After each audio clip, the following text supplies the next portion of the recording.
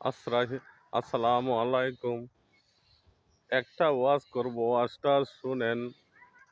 ভাই শুনেন। মৃত্যু যদি আপনার ঘরে আইসা যায়, কিছুতেই আপনি মানাইতে পারবেন না।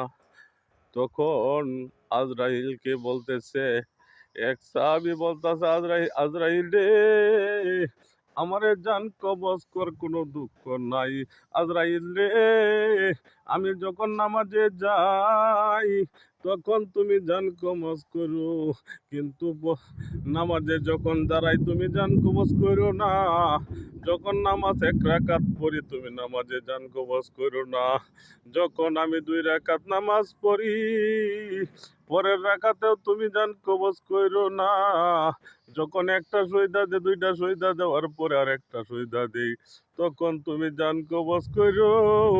আল্লাহ যেন আমাকে জান নামাজের সময় জান কবজ করে। আসসালামু আলাইকুম।